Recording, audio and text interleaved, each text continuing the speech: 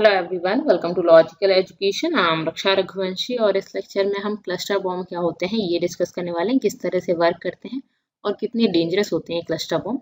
Recently ये claim किया गया कि रशिया ने यूक्रेन पर क्लस्टर बॉम्ब यूज़ किए हैं, तो इनके बारे में जानना इम्पॉर्टेंट हो जाता है।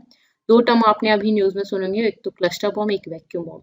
तो वैक्यूम बॉम्ब क्या होते हैं या थर्मोबैरिक बॉम्ब जिसको बोलते हैं, वो क्या होते हैं, ये इस पर भी मैंने एक लेक्चर अपलोड कर रखा है, तो आप उसको देख लीजिएगा। यहाँ आई बॉल पर आपको उसकी लिंक मिल जाएगी या डिस्क्रिप्शन में भी आप देख सकते हैं।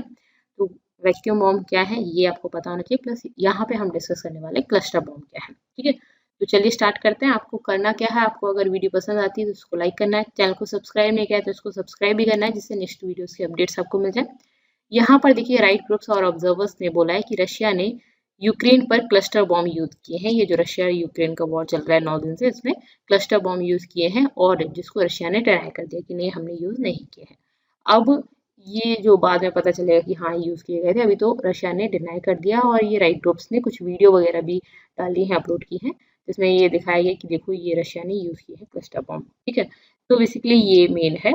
यहाँ पे 2008 में एक ट्रीटी हुई थी, क्योंकि ये काफ़ी डेंजरस होते हैं क्लस्टर बॉम्ब सिविलियंस के लिए, तो उन पर को हार्म कर सकते हैं। तो कोई भी वॉर चलता है उसमें ऐसा होता है कि सिविलियंस की इंजरी सबसे कम, मतलब बेसिकली सिविलियंस को ना मारा जाए। ठीक है, तो 2001 में एक ट्रीटी हुई थी, 2008 में एक ट्रीटी हुई थी, convention on cluster munition banning, मतलब क्लस्टर म्यूनिशंस को बैन करने के लिए एक कन्वेंशन किया गया था, जिसमें ये था कि इनको यूज नहीं किया जाएगा। इस ट्रीटी को 120 कंट्रीज ने, 120 से भी ज़्यादा कंट्रीज ने ज्वाइन किया, जिसमें ये कंट्रीज इस चीज़ पर अग्री हुई कि हम उनको यूज़ नहीं करेंगे, प्रोड्यूस नहीं करेंगे, हमारी कंट्री में बना के दूसरी कंट्री में सेल भी नहीं करेंगे। ऐसा नहीं कि हम यूज़ तो नहीं कर रहे लेकिन हम बना के बेच तो सकते हैं, कमा तो सकते हैं, तो ऐसा भी नहीं करेंगे। स्टॉक पाइल मतलब उनका भंडार भी जमा जमा करके नहीं रखेंगे, बाद में पता चला कि किसी दूसरी कंट्री के अगेंस्ट आपने वॉर हो गया तो आपने उनको यूज कर लिया, तो इस तरह से नहीं करना है। ओके, ये ट्रीटी हुई थी। और यहाँ पे to clear them after they have been use, ठीक है। और यहाँ पे एक चीज और इन्होंने बोला था कि अगर हम उनको यूज करते हैं तो फिर क्लैरिफिकेशन देंगे कि क्यों यूज किया था हमने, क्या रीजन था इसका। ठीक है, तो ये बेसिकली है। अब ऐसा क्यों है कि यूज, आपने बोला कि यूज नहीं करना है, फिर बोल रहे हो कि अगर हमने यूज किया तो हम क्लियर करेंगे, तो मैं आपको आगे बताऊंगी। ठीक है, तो इनको कहाँ कहाँ यूज कर सकते हैं, तो इसलिए उन्होंने बोला है कि हम अगर यूज करते हैं तो फिर क्लैरिफिकेशन देंगे कहाँ पे यूज किया गया है। इस ट्रीटी को साइन नहीं किया है रशिया ने, यूक्रेन ने, चाइना ने भी नहीं किया है, यूएस ने भी इस कन्वेंशन को ज्वाइन नहीं किया है। ठीक है, ओके। अब इसके बाद बात आती है कि क्लस्टर बॉम्ब होती क्या है, पहले हमें ये पता चले।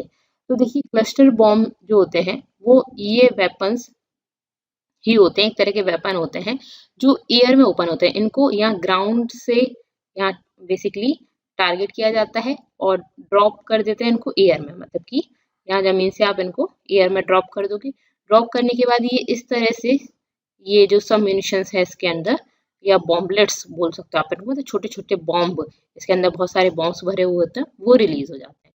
तो ये क्या, ये वेपन्स एयर में ओपन होते हैं। आप यहाँ से फायर कर दोगे, एयर में ओपन हो जाएंगे, यहाँ से ये ओपन हो जाएगा। उसके बाद ये छोटे छोटे से जो बॉम्बलेट्स हैं उनको रिलीज कर देगा, और ये जो बॉम्बलेट्स हैं वो अलग अलग जगह पे डिस्पर्स हो जाएंगे ओवर अ लार्ज एरिया। ठीक है, एक लार्ज एरिया में ये बिछ जाएंगे, जैसे बारिश हो रही है उस बारिश की तरह ये बहुत बड़े एरिया में बिछ जाएंगे, और उसके बाद जिस एरिया में ये गिर गए उसमें ब्लास्ट हो जाएगा। ठीक है, intended to wreak destruction on multiple targets at once, एक साथ ही बहुत मल्टीपल टारगेट्स को हम अचीव कर सकते हैं। अलग अलग टारगेट पर ये जाके गिर जाएंगे और वहां पे ब्लास्ट हो जाएगा। ठीक है, तो क्लस्टर बॉम्ब को डिलीवर किया जा सकता है बाय प्लेन्स, प्लेन से ले जाके आप वहां से फेंक दो। ठीक है, आर्टिलरी और मिसाइल्स के थ्रू इनको डिलीवर किया जा सकता है, अलग अलग जगह पे डिलीवर कर देंगे। ठीक है, These are powerful enough to kill a person or destroy a vehicle, मतलब ऐसा नहीं कि छोटे छोटे से बॉम्ब में चिटपटी टाइप फट गए, ऐसा नहीं, ये बहुत बड़े बड़े व्हीकल्स को और किसी पर्सन को मार सकते हैं, इतने पावरफुल होते हैं। और ये इस तरह से यहाँ पे कहीं पे भी गिर जाएंगे तो सिविल कैजुअलिटी हो जाती है, प्लस अनएक्सप्लोडेड बॉम्बलेट्स भी गिर जाते हैं, मतलब कुछ ऐसे भी गिर जाते हैं जो जिनमें एक्सप्लोजन नहीं हुआ, जो फटे नहीं उस टाइम पे। ठीक है, तो वो भी एक रिस्की है। तो बेसिकली इस तरह से होते हैं कि एक किसी एयरक्राफ्ट से आप रिलीज कर दो, ठीक है, comes in a variety of shapes, अलग अलग शेप के आते हैं, साइज के आते हैं। वेट टिपिकली 454 kg का रहता है। Spinning canister opens contain about 200 bomblets, ठीक है। तो एक में अबाउट 200 बॉम्बलेट्स होते हैं और ये देखिए 200 बॉम्बलेट मतलब 200 जगह ब्लास्ट हो जाएगा, ठीक है। तो इतने सारे बॉम्बलेट्स होते हैं, अलग अलग जगह पे गिर जाते हैं। Individual bomblets float down to target length 8 inch 20 centimetre, ठीक है।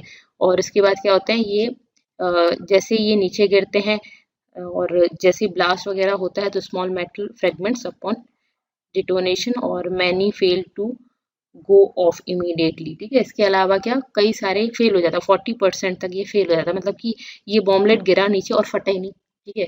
अब अभी तो नहीं फटा, लेकिन इसका बाद में काफी प्रॉब्लम हो सकती है कि लोग वहां रह नहीं पा रहे हैं, वहां जा नहीं पा रहे हैं। क्यों? क्योंकि वहां पे एक बॉम्ब पड़ा हुआ है, कब फट जाए उसका आता पता नहीं है। तो इसको बाद में कंट्रीज को इनको हटाने में बहुत दिक्कत आती है, ठीक है। तो यहाँ पे वही सब कुछ लिखा हुआ है, बॉम्बलेट्स एक्सीडेंटली डिटोनेटेड, ठीक है। तो वही है कि इस चीज का रिस्क रहता है कि कभी सिविलियंस जाए और उस टाइम पर वो फट जाए, ठीक है। तो ये बेसिकली है किस तरह से वर्क करते हैं। तो single cluster bomb attack can deliver dozens और हंड्रेड्स ऑफ सबम्यूनिशंस, मतलब अभी मैंने आपको बताया 200, यहाँ पे आप देख सकते हैं 200 बॉम्बलेट्स हैं, तो हंड्रेड्स और दर्जन्स ऑफ सबम्यूनिशंस होते हैं उसमें। और they can separate an area up to a size of several football fields, ठीक है। बहुत सारी फुटबॉल फील्ड, फुटबॉल ग्राउंड के बराबर एरिया को ये सेपरेट कर सकते हैं, मतलब बेसिकली उस पर गिर जाए उतना एरिया कवर कर सकते हैं, ठीक है। तो while any cluster bomb are design to kill personals और डिस्ट्रॉय व्हीकल, कोई भी पर्सनल ये जो क्लस्टर बॉम्ब होता है वो बेसिकली व्हीकल्स वगैरह को डिस्ट्रॉय करने के लिए या जो आर्मी पर्सनल वगैरह है उनको मारने के लिए, उनको इनको व्हीकल्स को डिस्ट्रॉय वगैरह करने के लिए बनाया जाता है। लेकिन some are intended to take out power lines और डिस्पर्स लैंड माइंस और केमिकल वेपन्स, ठीक है। तो क्या होता है कभी कभी इनको इस वजह से भी फेंका जाता है कि ये पावर लाइंस कट कर दें, ठीक है, तो पावर नहीं आए। दूसरी चीज ये है कि लैंड माइंस की तरह बिछा दिए जाए कि कोई यहाँ पे आए और ये कभी फट जाए तो उस चक्कर में ना आए, ठीक है। केमिकल वेपन्स और लैंड माइंस की तरह डिस्पर्स करने के लिए और पावर लाइंस को कट करने के लिए इनको कई बार यूज किया जाता है, ठीक है।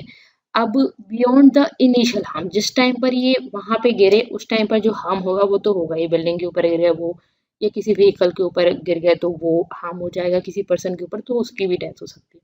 लेकिन उस इम्पैक्ट के टाइम पे जो होता है वो तो होता ही है, उसके अलावा भी इसमें हाई रेट ऑफ फेलियर होता है टू एक्सप्लोड, ठीक है। तो high rate of failure to explode up to 40%, ठीक है।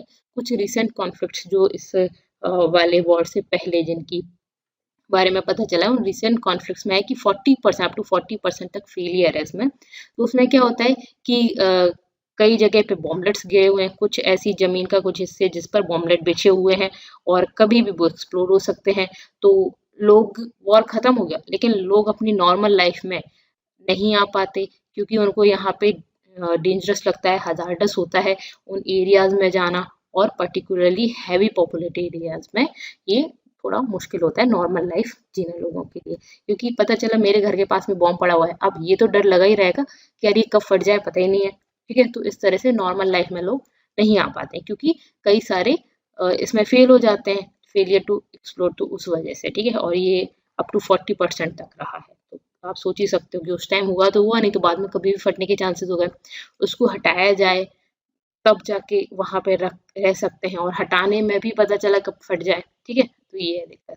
सम formerly war countries spend years trying to clear unexploded cluster bombs. तो काफी सारी कंट्री जिनमें अभी वॉर हुए हैं वो इसको हटाने में लगी हुई हैं और काफी टाइम लग जाता है इनको, काफी सारे साल लग जाते हैं इसको हटाने में इनको, ठीक है। ओके, तो क्या ये क्लस्टर बॉम्ब यूज करना कोई क्राइम है?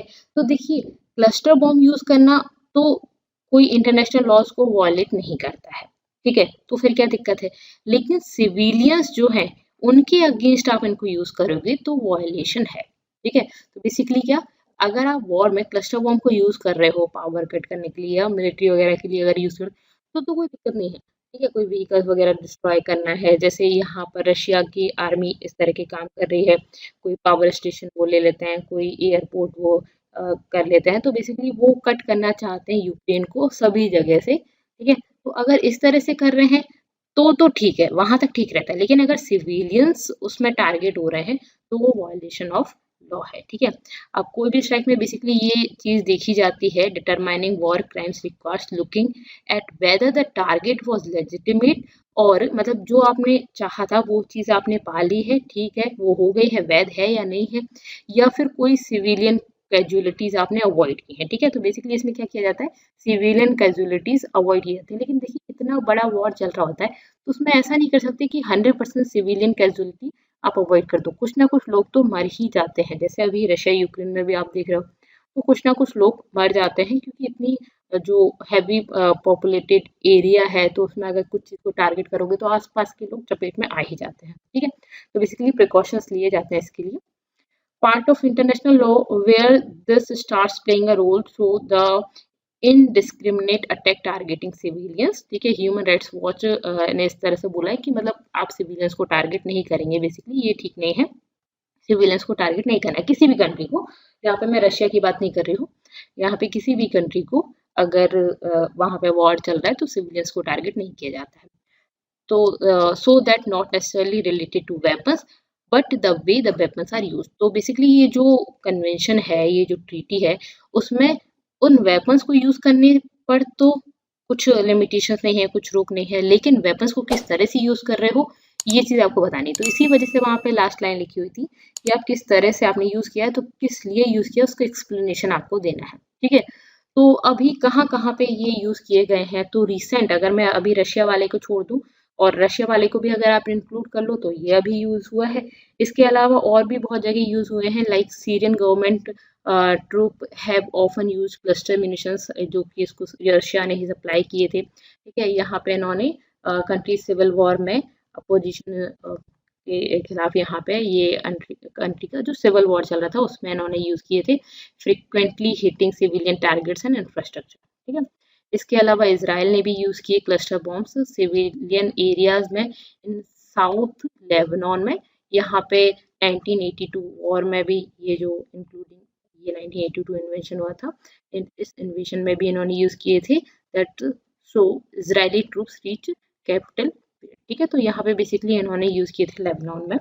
और इसके अलावा और कहाँ पे यूज हुए हैं, तो यहाँ पे 2017 में यमन ने यूज किए थे, वो second deadliest country for cluster munitions after Syria. Syria के बाद ये सेकंड डेडलीस्ट कंट्री थी जिसमें यहाँ पे यमन में यूज किए गए थे, according to United Nation general have been killed और maimed long after the munition originally fail, ठीक है। तो यहाँ पे ये सेकंड डेडलीस्ट कंट्री थी जिसमें ये यूज किए गए थे सीरिया के बाद। लास्ट लॉन्ग लास्ट अमेरिकन की बात करूं मैं, अमेरिकन ने जब यूज किया था क्लस्टर बॉम्ब तो 2003 में इराक इन्वेशन के टाइम पे किया गया था। इसके अलावा ऐसा नहीं है कि अमेरिका ने इसी टाइम यूज किया, इसके अलावा 2001 में अफगानिस्तान में यूज किया था, ये भी HRW ने बोला है। और यहाँ पर इन्होंने 1500 क्लस्टर बॉम्ब्स अफगानिस्तान में ये ड्रॉप किए थे यूएस ने, ठीक है। इसके अलावा यूएस डिफेंस डिपार्टमेंट ने भी बोला कि 2019 में बोला था कि स्टॉप किया जाए the use of any cluster munition, ठीक है। तो क्योंकि यहाँ पे मतलब बेसिकली इनको यूज नहीं किया जाए, थोड़ा बहुत यूज कर रहे हैं तो कर सकते हैं, बाकी ज़्यादातर इसको बंद किया जाए, ठीक है। तो बेसिकली ऐसा बोला गया था। तो ये है पूरा, और इसके अलावा और भी कंट्रीज ने यूज किए हैं, यहाँ पे मैंने कुछ इंपॉर्टेंट आपके सामने यहाँ पे आपको बताया, ठीक है। तो यहाँ पे ये यमन, और इसके अलावा आप एक दो और याद रख सकते हैं, ठीक है। लेबनान में जो था उसको आप याद रख सकते हैं, ठीक है। और ये हमने क्लस्टर बॉम्ब क्या होता है इसके बारे में डिस्कस किया। अगर आप इसकी PDF चाहते हैं तो टेलीग्राम चैनल को ज्वाइन कर लीजिएगा। इसके अलावा आप मुझसे इंस्टा पर क्वेश्चंस भी कर सकते हैं और फेसबुक पर भी आप मुझसे जुड़ सकते हैं। That's all for this lecture. आपको पसंद आता है तो प्लीज़ वीडियो को लाइक जरूर करा करिए एंड चैनल को सब्सक्राइब कर लीजिए आपने नहीं किया तो, और अपने फ्रेंड्स के साथ शेयर कर दिया करिए। Thank you so much for watching.